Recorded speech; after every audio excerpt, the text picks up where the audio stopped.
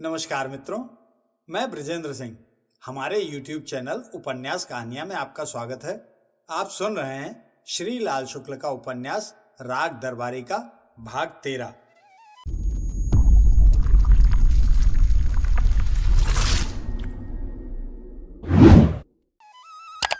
तहसील का मुख्यालय होने के बावजूद शिवपालगंज इतना बड़ा गांव न था कि उसे टाउन एरिया होने का हक मिलता।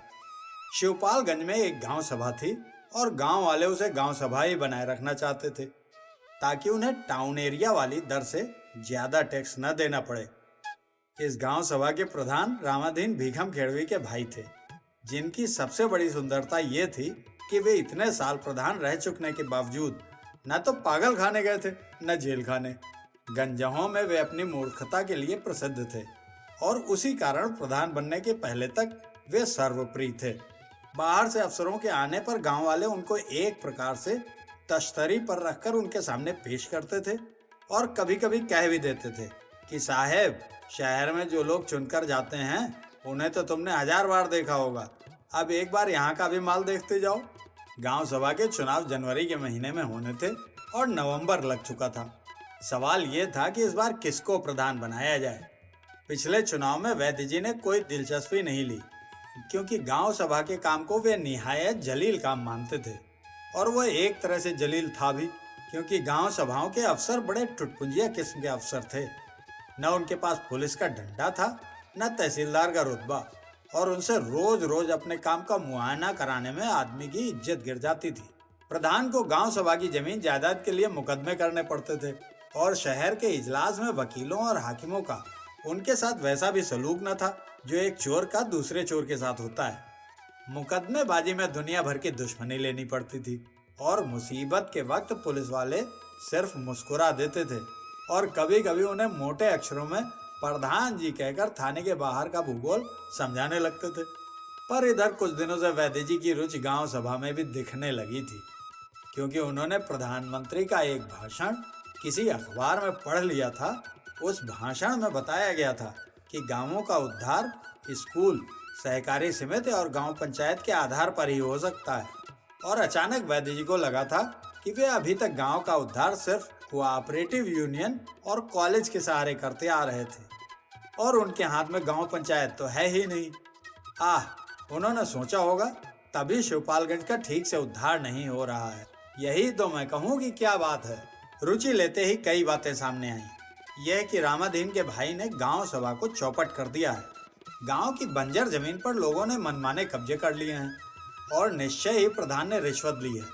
गांव पंचायत के पास रुपया नहीं है और निश्चय ही प्रधान ने गबन किया है। गांव के भीतर बहुत गंदगी जमा हो गई है और प्रधान निश्चय ही सुअर का बच्चा है।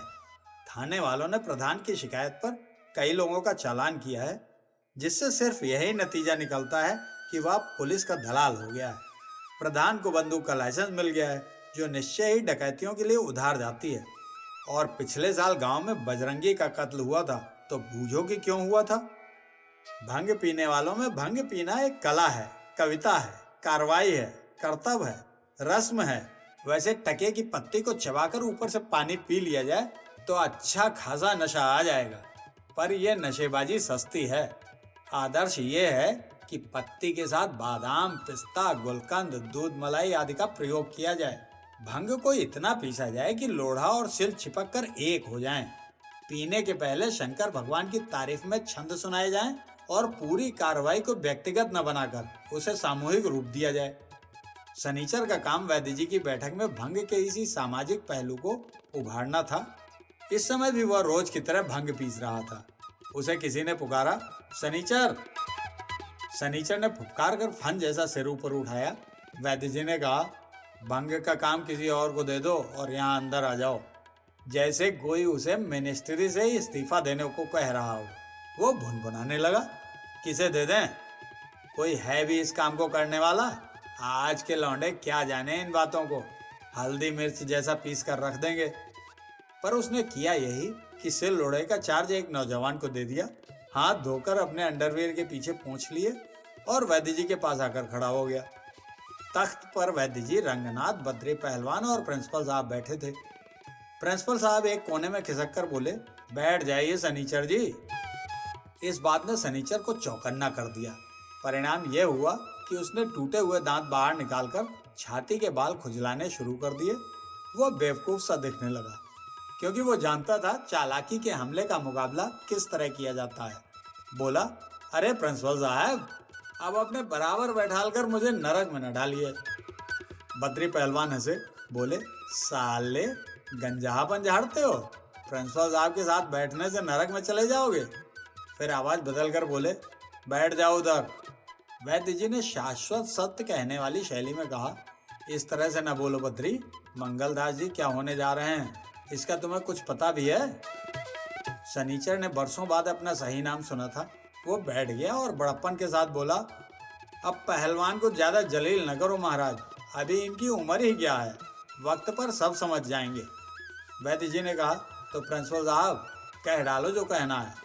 उन्होंने अवधि में कहना शुरू किया, कहा का कौन बात है, आप लोग सबे जाना था। फिर अपने को खड़ी बोली की सूली पर चढ़ाकर बोले, गांव सभा का चुनाव हो रहा है, यहाँ का प्रधान बड़ा आदमी होता है, वो कॉलेज कमेटी का मेंबर भी होता है, एक तरह से मेरा भी अफसर। वैद्य जी ने अकस्मात कहा, सुनो मंगलदास, इस बार हम लोग गांव सभा का प्रधान तुम्हें बनाएंगे। शनिचर का चेहरा टेढ़ा मेढ़ा होने लगा। उसने हाथ जोड़ दिए। गात लोचन सलेल, किसी गुप्त रोग से पीड़ित उपेक्षित कार्यकर्ता के पास किसी मेडिकल एसोसिएशन का चेयरमैन बनने का परवाना आ जाए तो उसकी क्या हालत होगी, वही शनिचर की हुई। फिर अपने को काबू में करके उसने कहा, अरे नहीं महाराज, मुझ जैसे नालायक को आपने इस लायक समझा इतना बहुत है, पर मैं इस इज्जत के काबिल नहीं हूँ। शनिचर को अचंभा हुआ कि अचानक वह कितनी बढ़िया उर्दू छांट गया है। पर बद्री पहलवान ने कहा, अबे अभी से मत बैठ, ऐसी बातें तो लोग प्रधान बनने के बाद कहते हैं, इन्हें तब तक के लिए बांधे रख। इतनी देर बाद रंगनाथ बातचीत में बैठा। शनिचर का कंधा थपथपाकर उसने कहा, लायक नालायक की बात नहीं है शनिचर, हम मानते हैं कि तुम नालायक हो, पर उससे क्या, प्रधान तुम खुद थोड़े ही बन रहे हो, वह तो तुम्हें जनता बना रही है, जनता जो चाहेगी करेगी, तुम कौन हो बोलने वाले? पहलवान ने कहा, लौंडे तुम्हें दिन रात बेवकूफ बनाते रहते हैं, तब तुम क्या करते हो, यही ना कि चुपचाप बेवकूफ बन जाते हो। प्रिंसिपल साहब ने पढ़े लिखे आदमी की तरह समझाते हुए कहा, हाँ भाई, प्रजातंत्र है, इसमें तो सब जगह इसी तरह होता है। शनिचर को जोश दिलाते हुए वे बोले, शाबाश शनिचर, हो जा तैयार। यह कहकर उन्होंने चढ़ जा बेटा सूली पर वाले अंदाज से शनिचर की ओर देखा। उसका सिर हिलना बंद हो गया था। प्रिंसिपल ने आखिरी धक्का दिया, प्रधान कोई गबड़ू घुसड़ू ही हो सकता है, भारी ओहदा है, पूरे गांव की जायदाद का मालिक, चाहे तो एक दिन में लाखों का वारा न्यारा कर दे, मुकामी हाकिम है, चाहे तो सारे गांव को 107 में चालान करके बंद करवा दे। बड़े बड़े अफसर आकर उसके दरवाजे बैठते हैं, जिसकी चुगली खा दे उसका बैठना मुश्किल। कागज पर जरा सी मोहर मार दी और जब चाहा मनमाना तेल शक्कर निकाल लिया। गांव में उसके हुक्म के बिना कोई अपने घूरे पर कूड़ा तक नहीं डाल सकता, सब उससे सलाह लेकर चलते हैं, सबकी कुंजी उसके पास है, हर लावारिस का वही वारिस है, क्या समझे? रंगनाथ को ये बातें आशीर्वाद से कुछ गिरी हुई जान पड़ रही थीं। उसने कहा, तुम तो मास्टर साहब प्रधान को पूरा डाकू बनाए दे रहे हो। कहकर प्रिंसिपल ने ऐसा प्रकट किया जैसे वे जानबूझकर ऐसी मूर्खतापूर्ण बातें कर रहे हैं। ये उनका ढंग था, जिसके द्वारा बेवकूफी करते करते वे अपने श्रोताओं को यह भी जता देते थे कि मैं अपनी बेवकूफी से परिचित हूँ और इसलिए बेवकूफ नहीं हूँ। रंगनाथ बाबू, आपने भी क्या सोच लिया, मैं तो मौजूदा प्रधान की बातें बता रहा था। रंगनाथ ने प्रिंसिपल को गौर से देखा। यह आदमी अपनी बेवकूफी को भी अपने दुश्मन के ऊपर ठोक कर उसे बदनाम कर रहा है। समझदारी के हथियार से तो अपने विरोधियों को सभी मारते हैं, पर यहाँ बेवकूफी के हथियार से विरोधी को उखाड़ा जा रहा है। थोड़ी देर के लिए खन्ना मास्टर और उनके साथियों के बारे में वो निराश हो गया। उसने समझ लिया कि प्रिंसिपल का मुकाबला करने के लिए कुछ और मजे हुए खिलाड़ी की जरूरत है।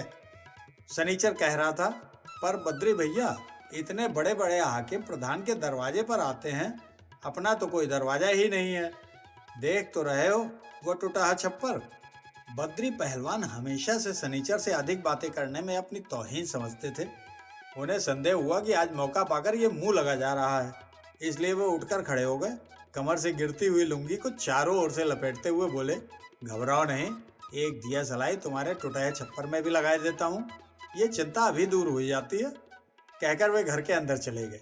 ये मजाक था, ऐसा समझकर पहले प्रिंसिपल साहब हंसे, फिर सनीचर भी हंसा। रंगनाथ की समझ में आते आते बात दूसरी ओर चली गई थी। वैद्य जी ने कहा, क्यों, मेरा स्थान तो है ही, आनंद से यहाँ बैठे रहना, सभी अधिकारियों का यहीं से स्वागत करना। कुछ दिन बाद पक्का पंचायत घर बन जाएगा तो उसी में जाकर रहना, वहीं से गांव सभा की सेवा करना।